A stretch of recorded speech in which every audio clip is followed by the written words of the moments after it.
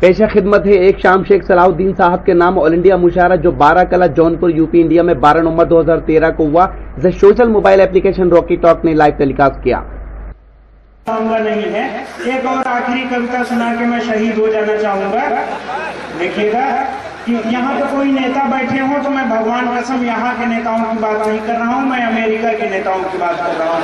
यहाँ की दूरी है उतनी मुझसे बनाए रखें कि जब किसी आम आदमी की संगत बदल जाती है तो उसकी रंगत में क्या परिवर्तन आता है। देखिएगा जावेद भाई कि अब आम आदमी यहाँ होशियार हो गया, अब आम आदमी यहाँ होशियार हो गया, नेता तो अपने देश का गद्दार हो गया।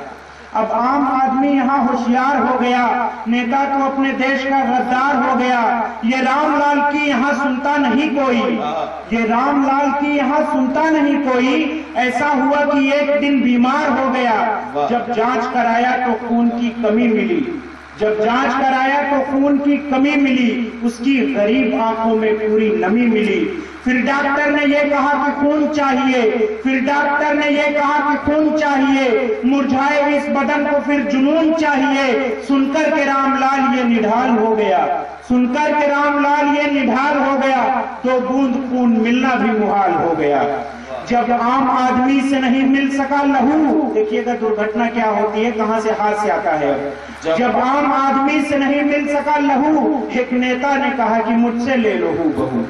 जब आम आदमी से नहीं मिल सका लहू, एक नेता ने कहा कि मुझसे ले लो बहू। फिर उस सफेद पोश का जब खून चढ़ गया, फिर उस सफेद पोश का जब खून चढ़ गया, बीपी तो रामलाल का उस वक्त बढ़ गया।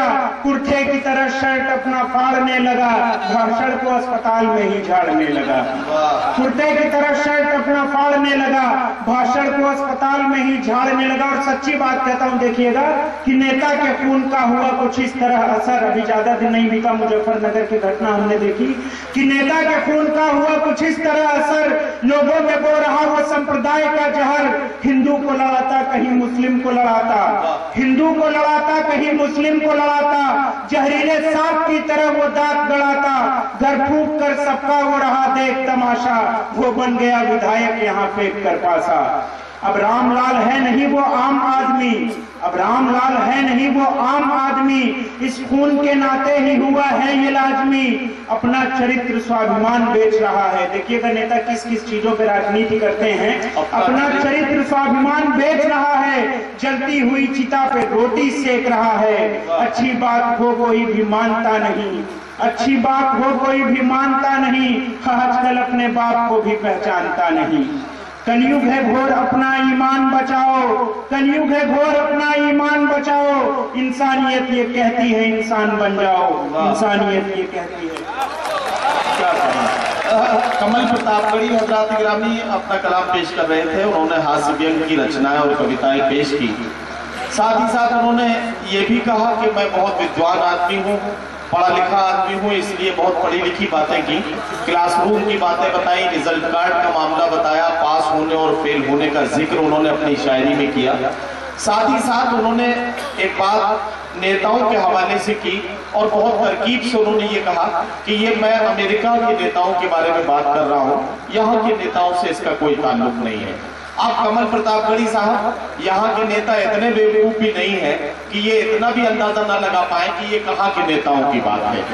दूसरी बात यह है कि किसी बात को कहने के लिए जरूरी नहीं है कि हम सीधे सीधे किसी को निशाना बनाएं, बहुत सलीके से भी बात कही जा सकती है।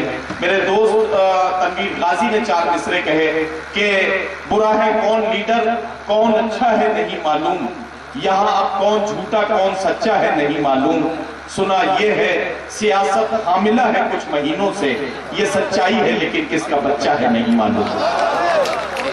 सुना ये है सियासत हामिला है कुछ महीनों से, ये सच्चाई है लेकिन किसका बच्चा है नहीं मालूम।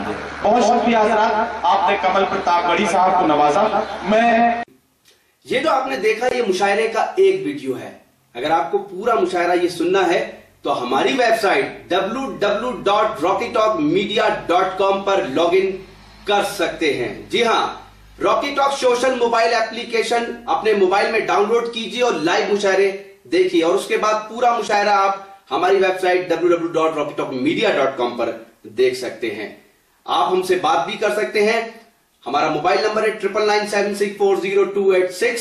और अगर आप मेल के थ्रू अपनी कोई राय देना चाहते हैं तो हमारी मेल आईडी है rockytalkmedia@gmail.com। तो फिर किसी शहर से किसी और मुशायरे को आप तक पहुंचाएंगे। Bye bye.